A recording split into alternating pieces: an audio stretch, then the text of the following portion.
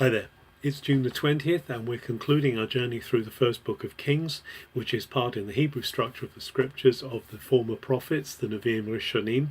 And in this final chapter, chapter 22, we read of the alliance between King Ahab of the north and Israel and of Jehoshaphat in the southern Judah. Having battled and fought for many years, they are at last finding common cause.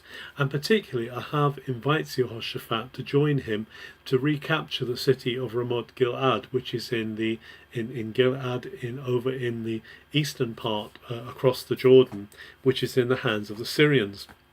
And therefore Jehoshaphat agrees to join Ahab in battle, but Jehoshaphat wants to inquire of the Lord before they go into battle about the outcome of it. Ahab calls together the 400 prophets of the Lord that he knows, and they prophesy, and they say it's all going to be great, it's all going to be wonderful, there's going to be no problems. But Jehoshaphat is not satisfied, because after all, northern Israel is not worshipping at Jerusalem, they're not worshipping at the temple, they are connected with the pagan idols that were set up by Jeroboam, and Ahab is continuing. And so Jehoshaphat asks for a proper prophet of the Lord to speak. And Ahab admits that there is one, and he calls Micaiah, or Micaiah as we know him. And Micaiah comes and he speaks the word. At first he says the same as all the others. He says, yes, it's all going to be fine. But then he's told, you really need to speak the truth. Speak what God is really saying. And so Micaiah tells them there's going to be a terrible disaster, it's going to be a defeat, they're going to be scattered, and Ahab is going to die.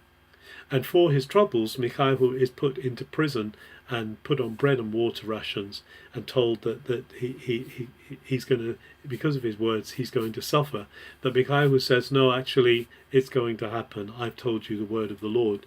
So they go out to battle, and going out to battle, Ahab tries to do something to deceive the enemy. He changes garments, he changes his clothes, his regal armor with Jehoshaphat of Judah, and they pretend to be one another.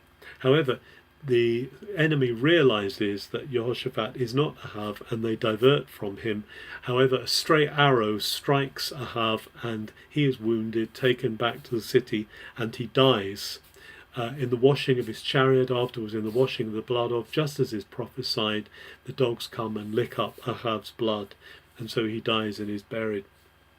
He's succeeded by his son Ahaziah and Ahaziah, his son Ahaziah is just as bad as he is, and follows the ways of Jeroboam, the one who took Israel off to follow the ways of the idols. And Jehoshaphat down in the southern kingdom is succeeded by his son Jehoram, and this comes then to the ending of the first book of Kings. The story is going to continue into 2 Kings, particularly looking at the handing over of Eliyahu, of Elijah, to Elisha. But we'll be pursuing that in the days ahead. We really need to be hearing from God on everything. Jehoshaphat had this desire, had this heart to hear God's word. And whenever we're setting off on any kind of venture, anything new for God, we need to be hearing from him. God is always more willing to speak than we are to listen. So let's be encouraged today. Just as Jehoshaphat listened to God, so let us be seeking his word at every turn. Have a very good June the 20th.